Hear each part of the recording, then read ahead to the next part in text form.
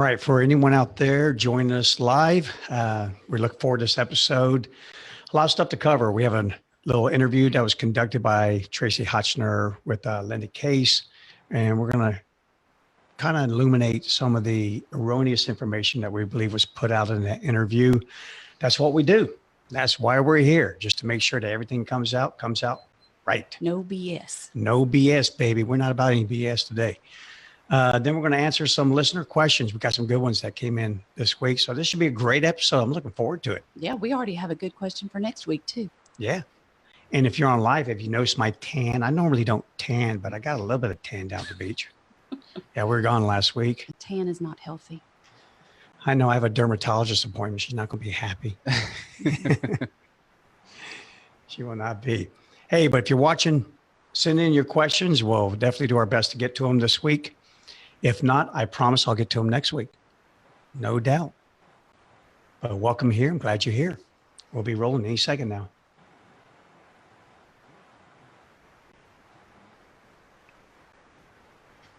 You over there typing away? I'm responding to people. Responding?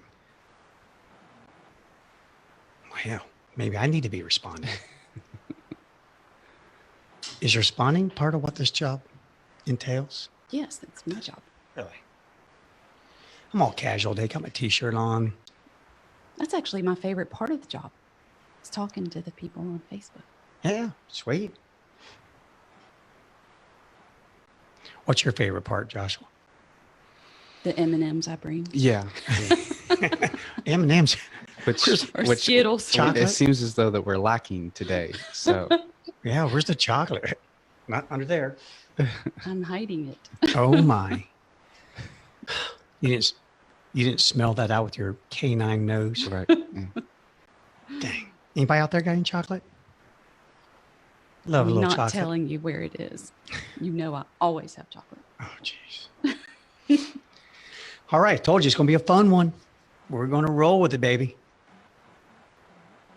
Got about a minute and a half. We'll be live. All right. Whoa, we're going later today. It's 12:01 already. Yeah, a minute and a half. So we got a minute and a half to share with you guys.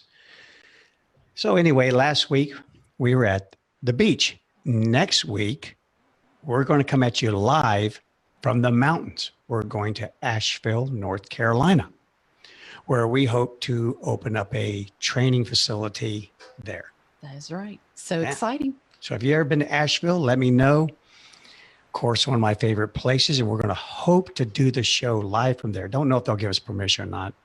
So I may be a little ahead of the cart here, but we're going to try to do it out of a Wicked Weed Brewery. All right, here we go. As soon as you hear that music. Sounds good. We have a question from All right.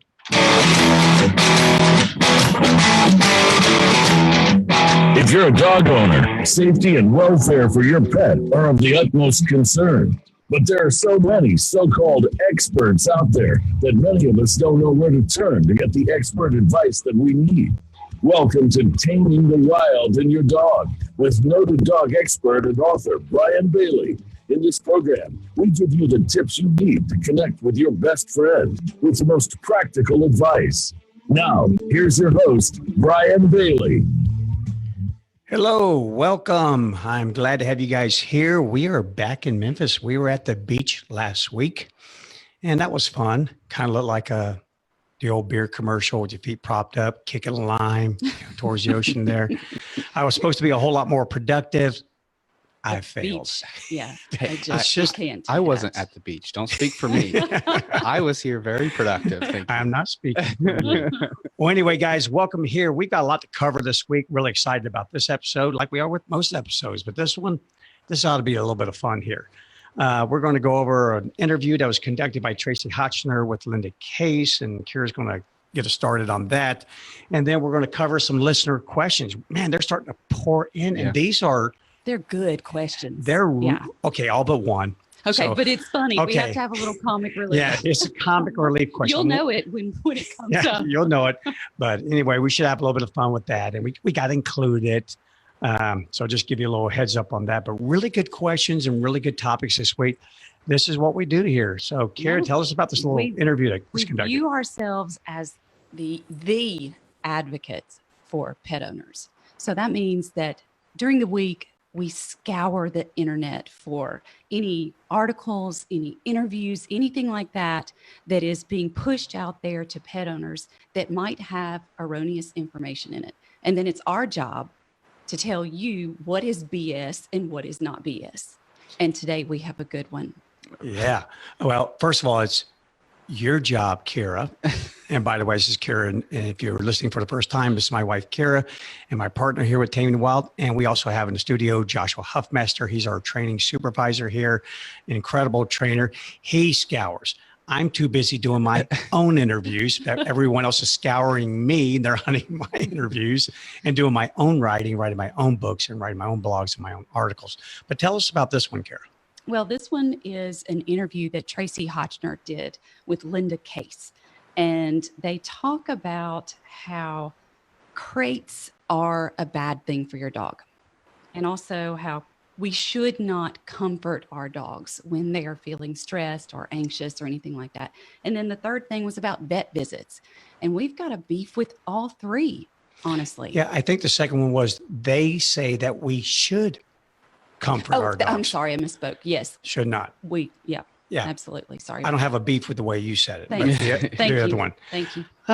Well, it was an interview that was conducted over a radio show. Tracy Hotchner, she has a great radio show. And a couple of years ago, probably about 4 years ago, 2015. Yeah, it was a while back. But you had she- a great interview with her. Yes, I had 2 great interviews Yeah. with her that covered my book, Embracing the Wild in Your Dog.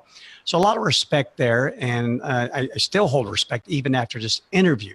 It's just that from time to time, I just don't know what happens to people. I don't know if they get caught up in the moment or if you're just hurting that bad for an interview. But I think they want to say what's popular. They want Yeah. to say what people want Yeah. to hear instead of what we do, which is, not as well, that's our fun job. sometimes. That's Yeah. how we deem our job, is to make sure we shoot it to you straight. You may not like what you hear, but at least it's going to be the truth. And you And- need to hear it. Yeah, and what you're going to do with that is up to you. And Now, one Linda point- Case is an author, and I really respect her as an author. There's a book that she has that's titled The Dog, and it's a pretty straightforward canine anatomy and physiology 101 book.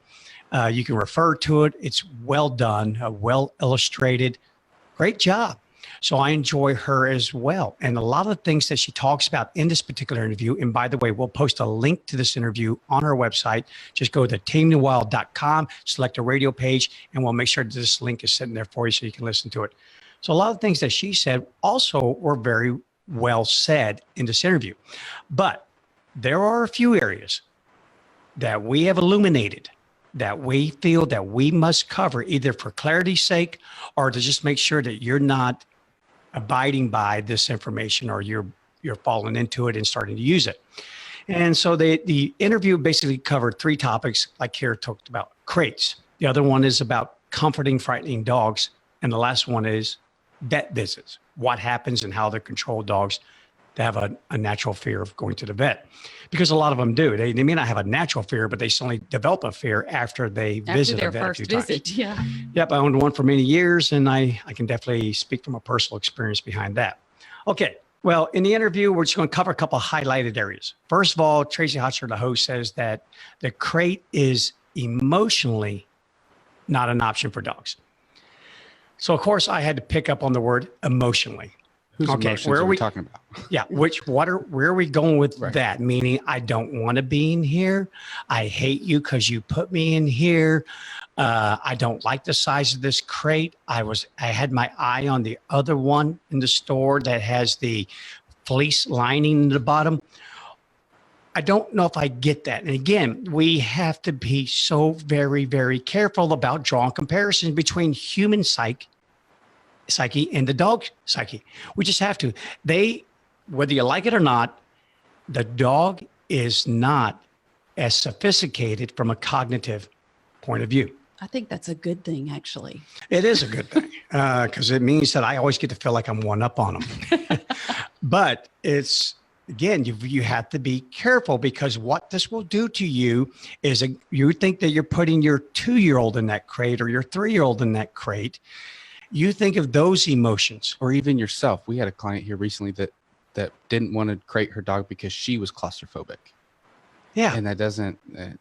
So Be careful words like that. I just don't want it to deter people from making the right choices, because there are things far worse than emotionally not an option. Far worse than that. We'll get into that. She also goes on to say that the crate has no magical properties. No, there's nothing magic about nature. She's pretty straightforward.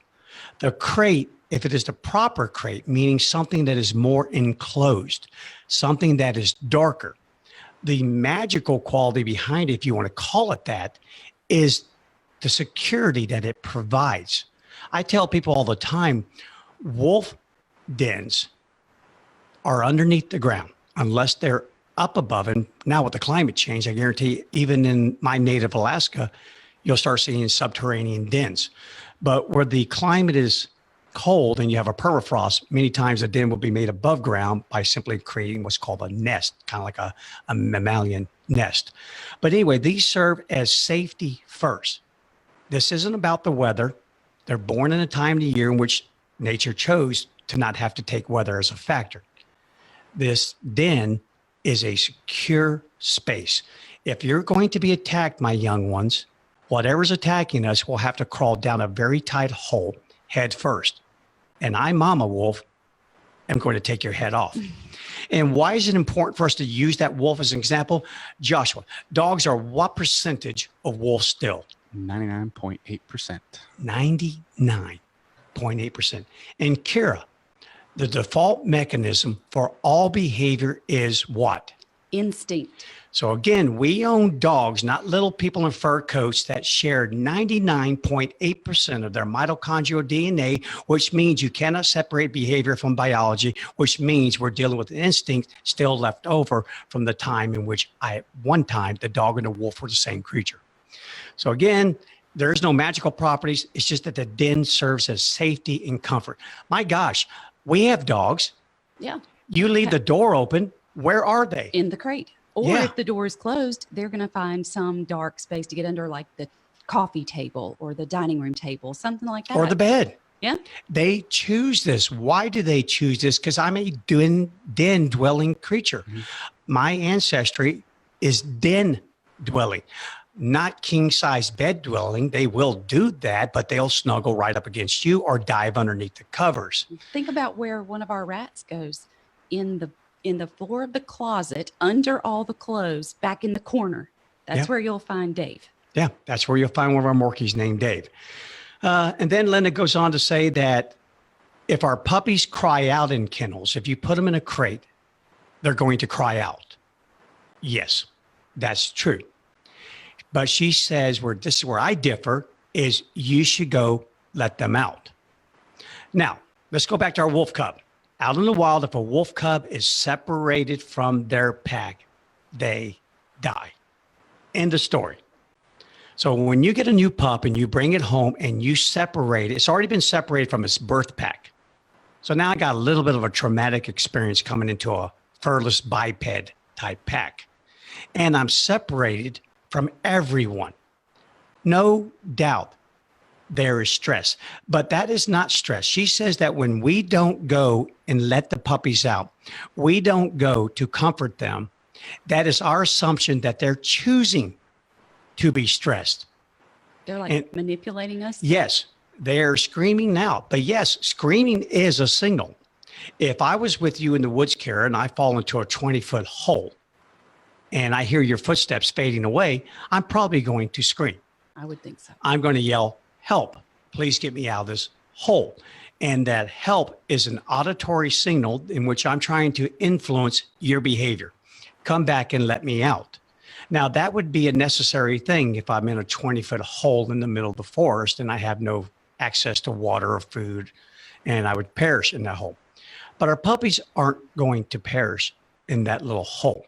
Mother Wolf leaves that den and leaves them in there. So they have some semblance, some foggy instinct of being left in crates, and yet Mama Wolf does return. So to let them out, and Linda goes on to say we should let them out frequently. Now, she doesn't bother to mention how frequently, but we should let them out frequently. And the issue with that is It's a signal. So if I scream and Kira comes back and gets me out of that 20-foot hole, what do you think your puppy's going to learn? So I'm stuck. I naturally and instinctively scream. I get that. But now, what did it do? Did it influence the behavior of the pack that dwells around me?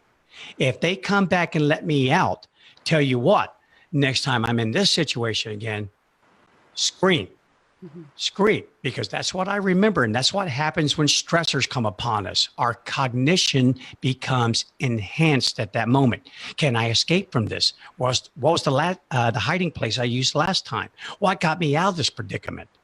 And therefore, when you don't come back to reinforce, to let the puppy out, they're going to scream louder. Yeah. This is literally step-by-step instructions on how to train your dog to scream in the crate. I mean, that's literally what it is. Looking at it long term, the stress actually may go away, but the dog just knows how to deal with its stress. The dog may no longer even be stressed in the crate, but it just knows how to deal with its stress, or what used to be stressful to it, by screaming to get out. And then she goes on to say that some dogs are crate intolerant. I agree. It depends on how old they are. It depends on if they're dealing with an issue of separation. If they had a bad experience. Amen.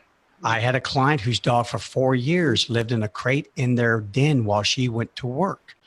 She parked the crate right by the front window so the dog could see out and have some mental stimulation. But one day, the front door to her house was kicked in and her house was ransacked.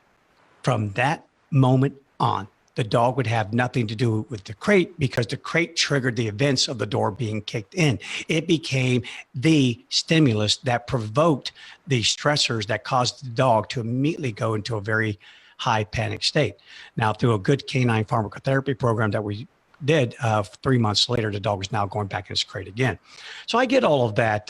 But with young dogs, you haven't been on the planet long enough to encounter your door being kicked in, I would imagine. And it's now a matter of just teaching them, hey, like Mama Wolf, like your own mother, even a breeding bitch, even one, she doesn't stay with her pups.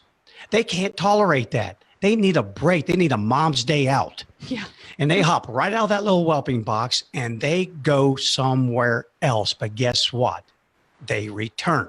And those puppies whine and whine for a little bit, but then they're quiet. They go to sleep and Mama returns. And they learn through their own self-discovery, Mama does return. So just be quiet, because yelling your head doesn't get you anywhere. And then both of them agreed that a better option than crating your dog is to tether your dog by your bed, or just tether it by your bed. That's now, terrifying. I get tethering. We tether dogs. We tether dogs all the time. But we're watching them. But we're watching them.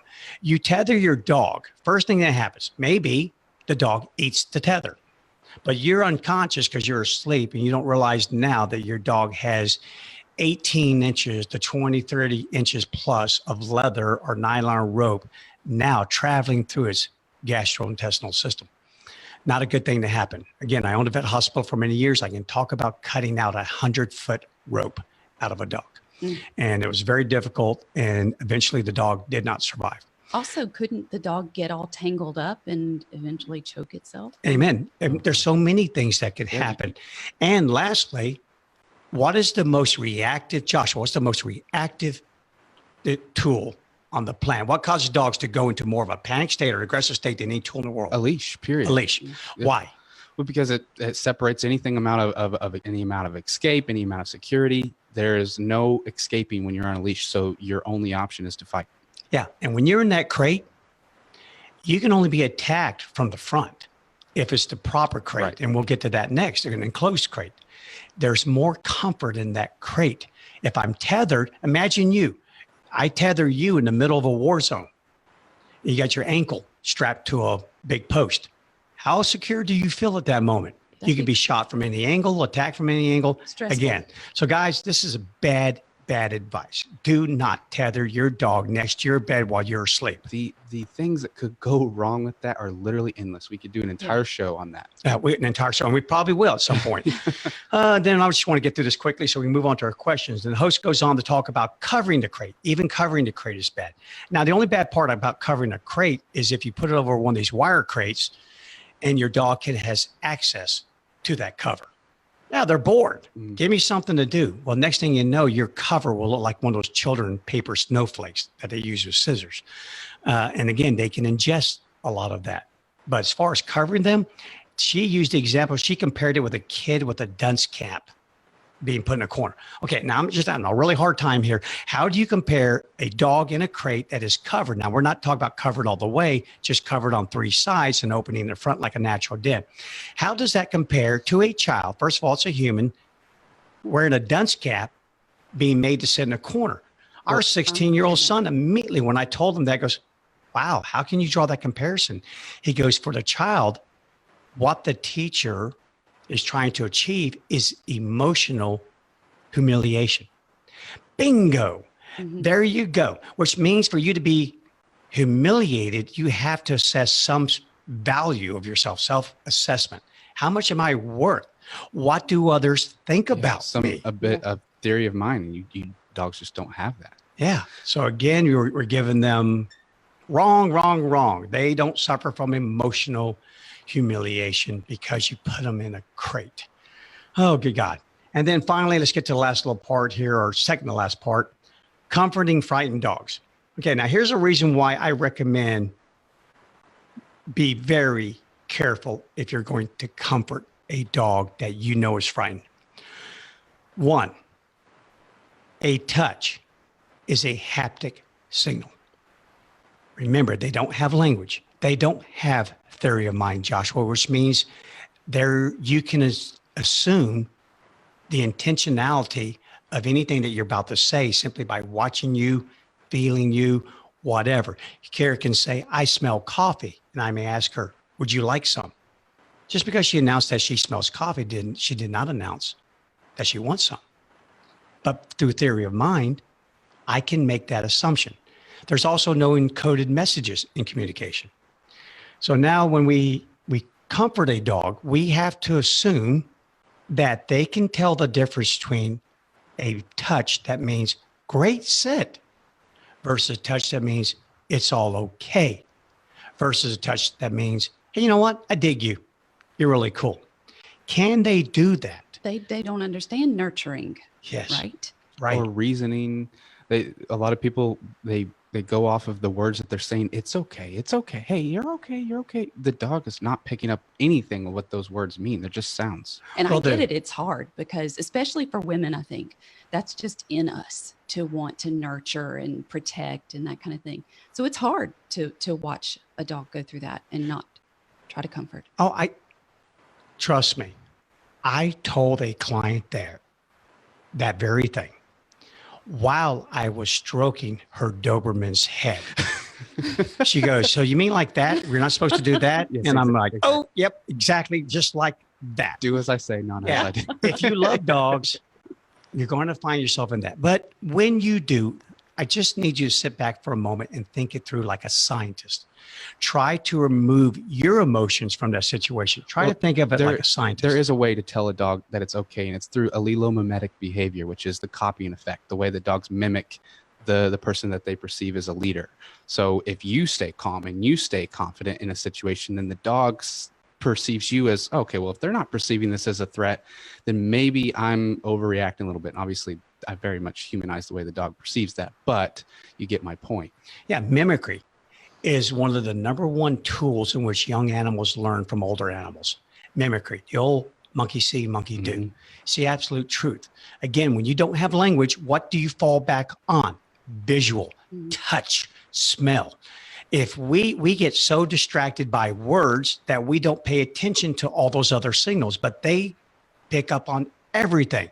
So if you feel like your dog is frightened, no doubt you feel that yourself. You may not be frightened, but you're anxious because your dog is frightened. And just that touch alone can be enough for the dog to look back at you and go, oh my gosh. So you're my leader and you're frightened. So imagine being on a ship in a stormy sea and you watch the captain shaking in his boots and saying at the whole time, it's all good. Don't worry about it. I'm kind of a little bit worried here. And then one last little thing on that, and we'll talk about more of this in the week after next. We're going to have a 2-part series on canine pharmacotherapy. But I talk about how when the animal reaches a certain state, when its stressors are so high that it will enter a land in which it is no longer aware of anything but surviving that very moment. So you could be stroking your dog and they don't even feel it. Yeah. I just had a conversation with a prospective client yesterday, and she has a 10-pound poodle that goes absolutely ballistic when any human or dog walks past their house. And she said she's tried to give the dog treats, she's tried to calm it down, but she said when that dog gets to that level, there is nothing that she can say or do that will help bring the dog back. And Absolutely not. It's immune. in worst case scenario, the dog is in such a survival state of mind that your touch could actually trigger the dog to turn and bite you. Yeah. I mean, they're not thinking who's behind them or beside them at that moment. They're thinking survive. Yeah. Think about if you're sitting there at your house late at night watching a very scary movie. Not at our And then house. someone walks up, to you, one of your children, husband, whatever, and touches you. And you jump 30 feet in the air doing some sort of kung fu move. And all of a sudden the person who touched you is gone. You just took them out. It's the same thing. You're absolutely right. When we get to a certain state, our senses are sharper.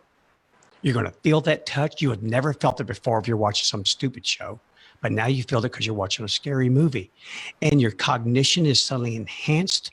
And immediately you're remembering those karate classes you took 20 something years ago because your parents made you take them. Yeah, it all comes back. So again, guys, watch out for that as well. If you comfort a dog, you do so at your own peril. And unfortunately, you do so at the dog's peril. Mhm. Be very careful about that. I would rather treat it with indifference. Stand there and say, hey, do I look afraid? Lean on me. Lean on me. Remember me. Remember who I am. I am the leader here. My will is law. Again, I preach it all the time. There is no leadership distribution. So you don't want to correct them No. when they are afraid, and you don't want to comfort them. You want to just be neutral. Yes, Okay. for the most part. And we'll cover that in a couple episodes from now, exactly how that gets done. Sometimes you have to control the animal. You have to save them from themselves. Given the dog's state of mind, if they're capable of accepting signals, then you can give them an alternative behavior of, hey, rather than acting this way, I need you to act this way. Well, park your brain cells somewhere else. Right. How about if you just sit right now? Right. Oh, I need to think about sitting versus the person that's approaching me. So again, there's a lot of ways to handle this. We'll go over it, but I am telling you right now, the one thing I don't do is I don't try to physically or from an auditory sense comfort my dog.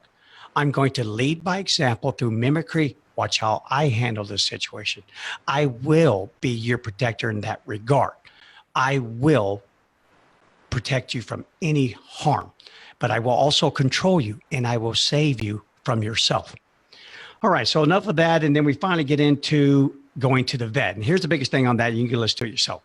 They are opposed because many vet hospitals nowadays, when you take your dog to your veterinarian, if they need to do anything, even to weigh your dog, to do much of anything, they will take your dog out of the room. They had the little weight scales that sit up on top of the exam tables. We had that at our vet hospital, but the other ones are larger, and they will lead your dog away and take it. Well, they advocate that you never leave your dog's side. You are with your dog constantly while it is at the veterinary hospital. And I'm sitting there going, okay, no way. Okay, so we take you into the room in which we're going to spay your dog. That first incision that cuts through the upper tissue and through the fat, and then exposes your dog's spleen and its intestines and those fat-covered ovaries. How many dog owners are just going to bagel out on me? Most of them. Yeah, pass out. You hear a thump on the floor. They're gone. And then not to mention that if you're even doing something routine with the dog, you're trying to remove a projectile in the animal, something that's for any number of things. You're standing there worried about your dog. And again, if anyone is worried, the one person that is going to affect me the most is who?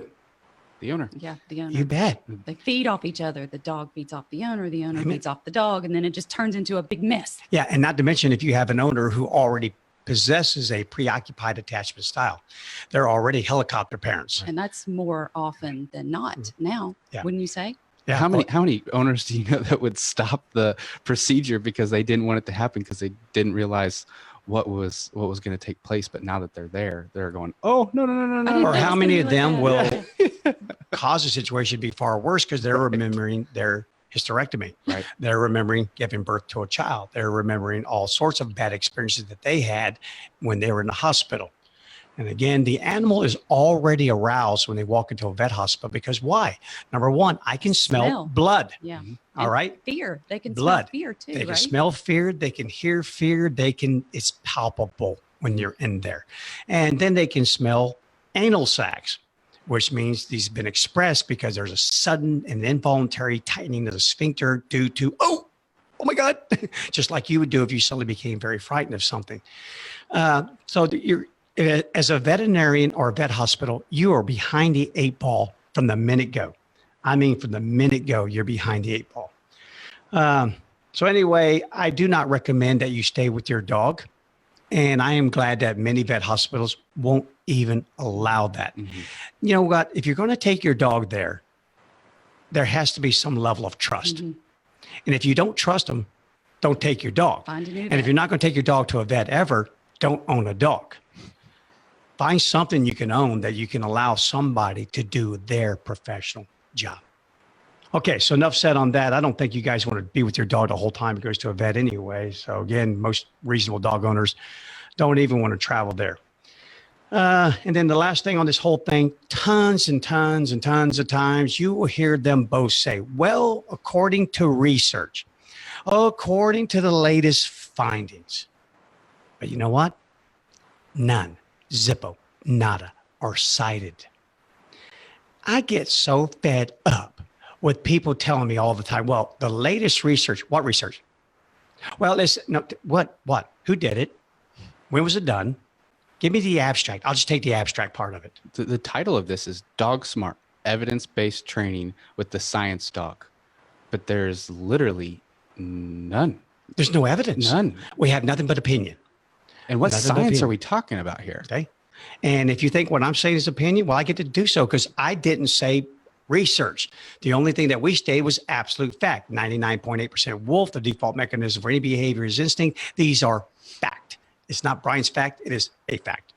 So anyway, I'm always going to be suspicious of anyone who falls back on research, but they can't cite the research. So again, beware. Dog owners, beware. Anytime you read any article, listen to anything, keep half your brain on reality. Do not be sucked into this thing, and just kind of walk into it with a little bit of skepticism and then go with it. And if there's an article that you've read or an interview you've listened to that has you questioning something, send it to us. We want to read it. We want to pick it apart and pull out what's good, because sometimes there's really good stuff in those, and then discard the bad. Amen.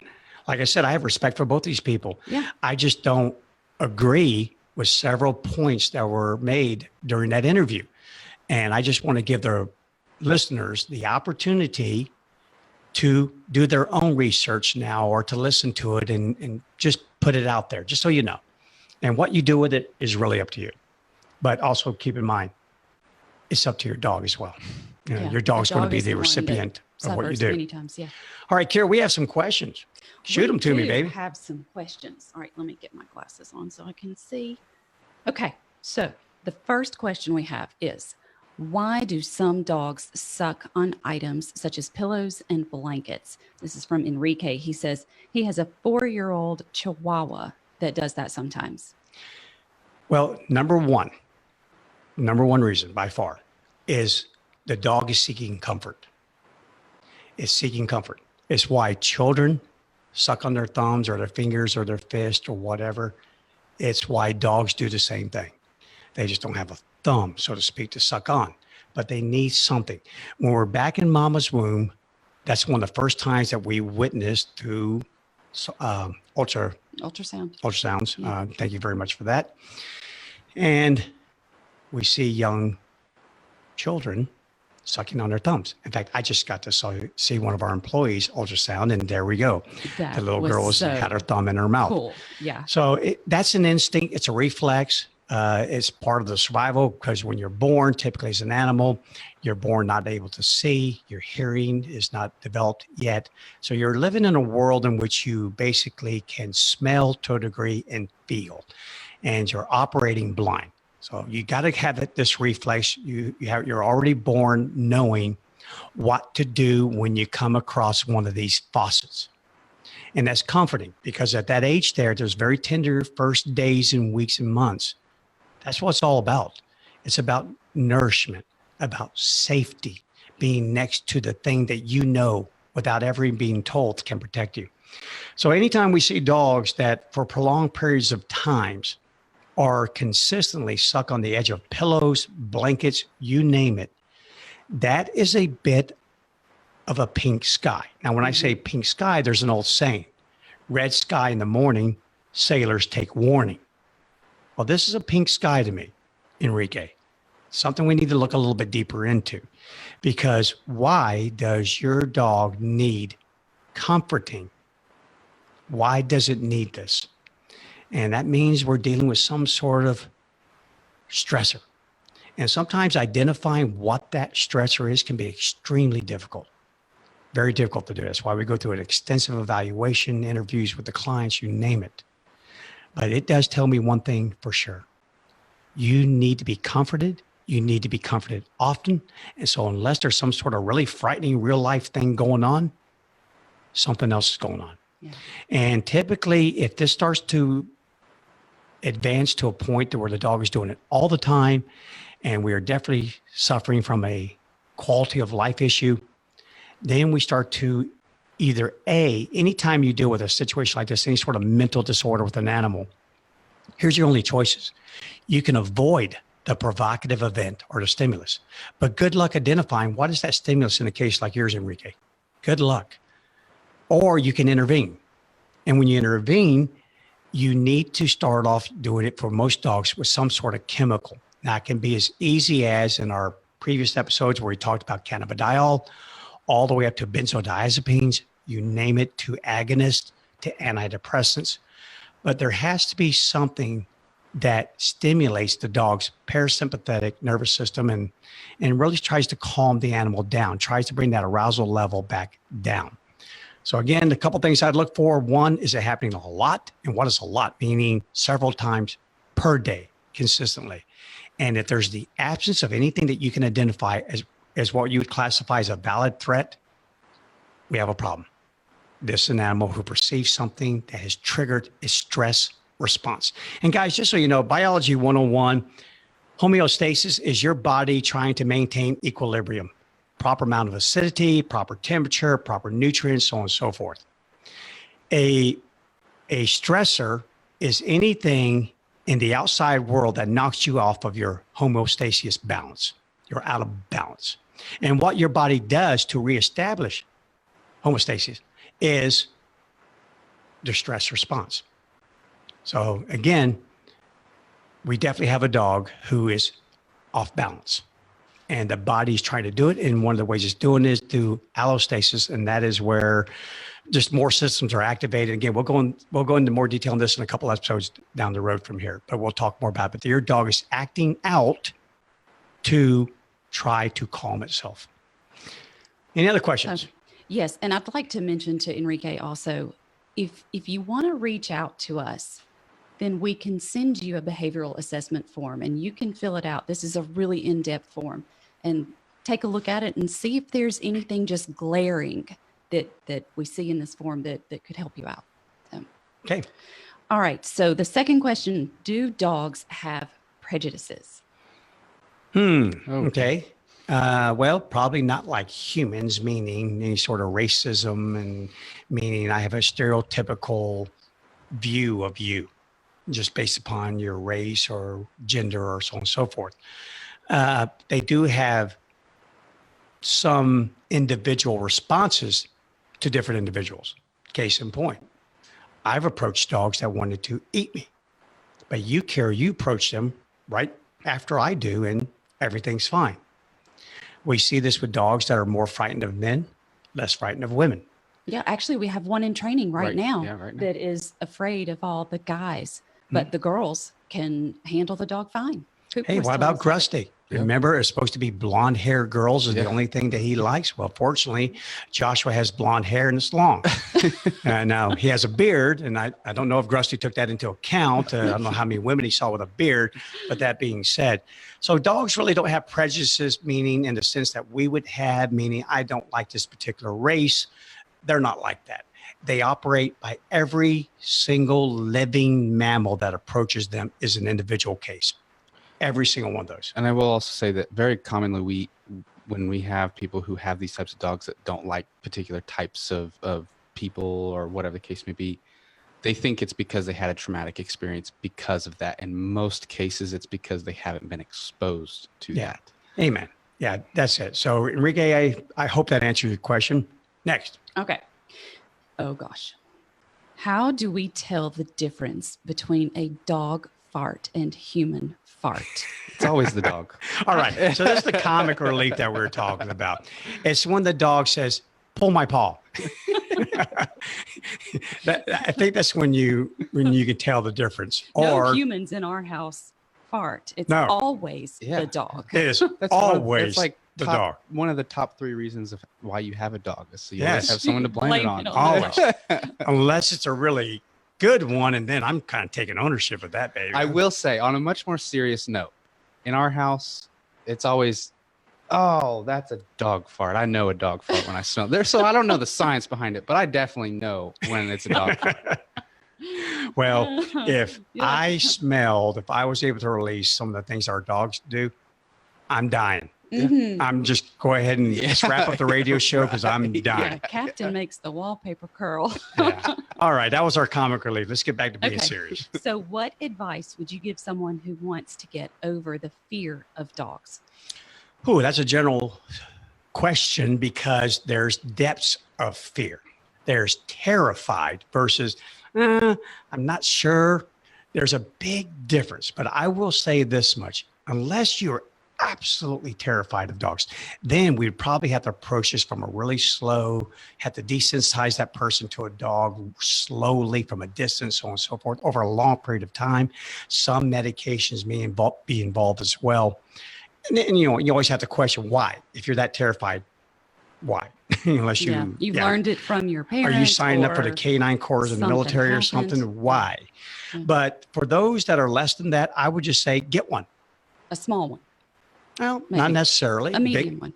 I've met a lot of small, mean dogs, and I met a lot of big, gentle giants. True. I think you'll have to look at several dogs and try and find one that closely resembles you. But you don't want to get anything that has any sort of aggressive tendencies or anything that has already got a pink sky, Right. because your own fear, because you have this fear, it's the reason why you're getting it, will then go into the animal and cause your relationship to be a little bit rocky, a little bit scary for both. Because I've never explored this question before, as on the human side, I'm always on the dog side. Would I assume that it would be most beneficial to start out with a puppy? Am I wrong? So you can raise it and you kind of build that trust while it's a puppy. You're not bringing this adult dog into your home.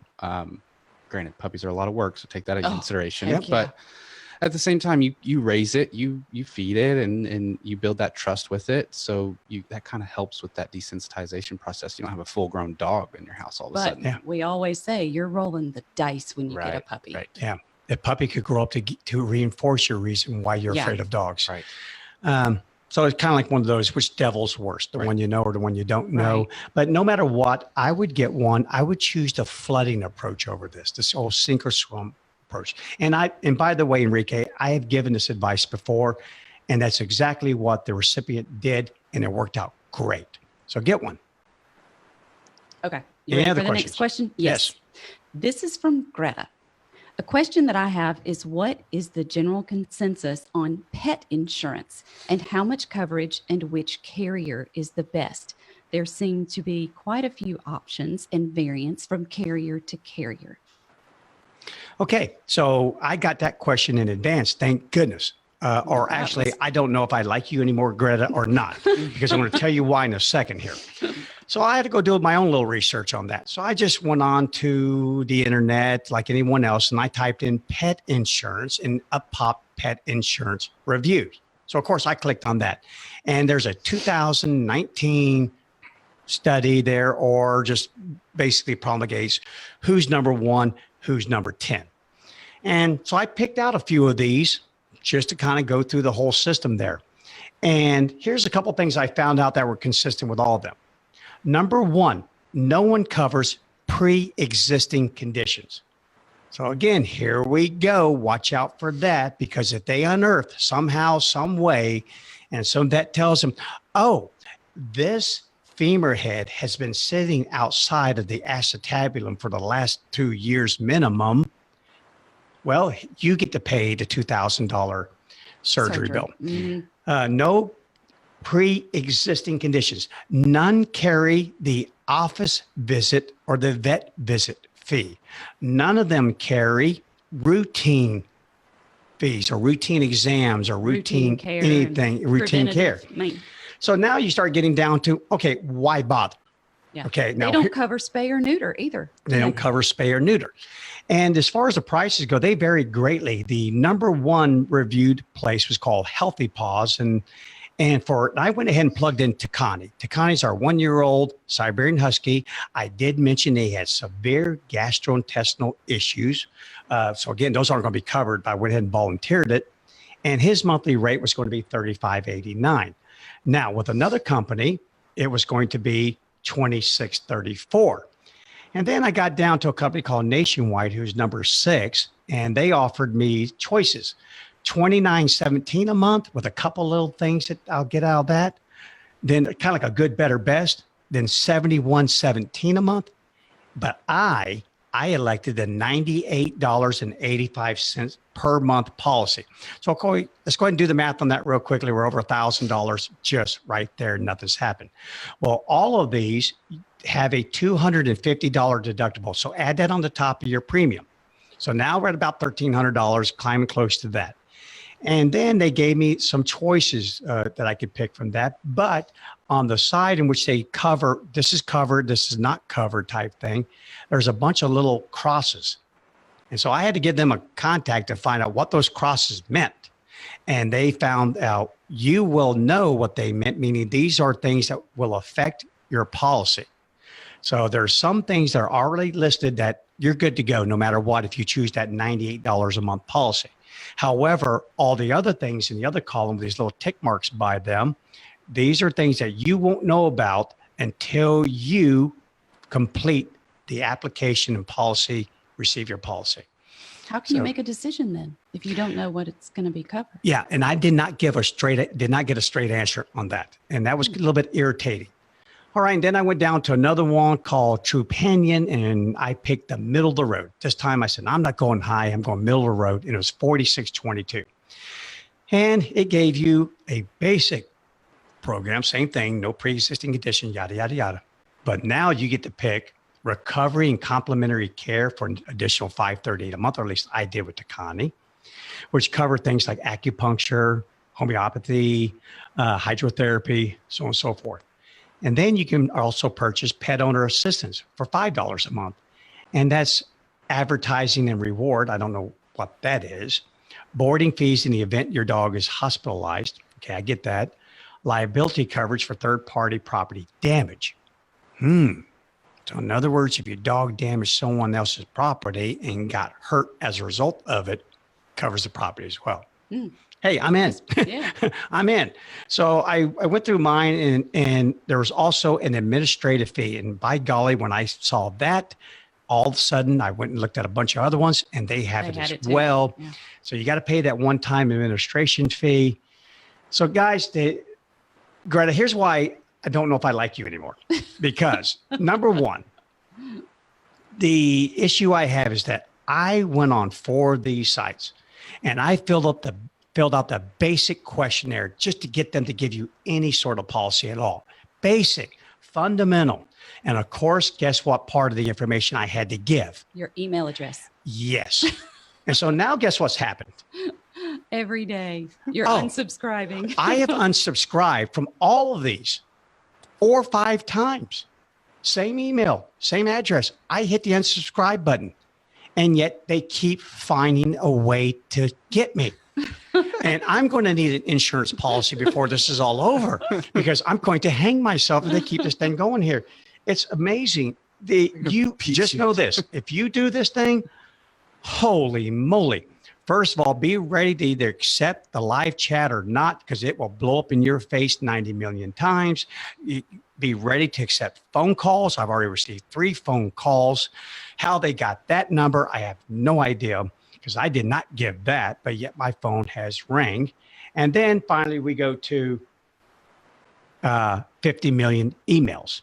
So again, but to answer your question, here's what you need to do. You need to take in consideration your dog's genetics, because as you can already hear, what you're really purchasing is a catastrophic type policy. Catastrophic. So if you anticipate any sort of catastrophe, any sort of major problem with your dog, meaning you have a dog who is prone to gastrointestinal volvus, well, then maybe and suddenly the dog's stomach twists. That can be a very expensive and life-threatening type surgery and can cost you thousands of dollars. So if you own one of those breeds, maybe so. If you own a breed that is prone to severe hip dysplasia, but watch out, I'm going to warn you, look for the word congenital. Would that be pre-existing condition? And it would be well, if they use the word congenital. So a lot of times they'll interchange and swap out the words. Now, congenital means you were born with it. Okay, so I guess if your hip went bad because you ran it on a road that has severe drainage to the left and you only ran the dog in one direction, so the left hip went bad, I'm not sure. Or the dog does circles all the time. Like my dog did for many years. He jumped up and spun to the right, jumped up and spun to the right. So 6 years later, we x-rayed him. He had a bad left hip. So that becomes which one came first, the chicken or the egg? Mm-hmm. Was it his spinning that caused his hip to go bad, or did he spin to the right because he had a bad left hip? Trust me, I guarantee you'll be asked this before they pay out that policy.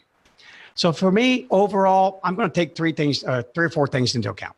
Genetics, number 1, any sort of predisposition to an ailment or any sort of physical injury. The age of my dog, I'm going to take the activity level of my animal. Is he a busy animal? Is he not a busy animal? Does she play all the time? Does she not play?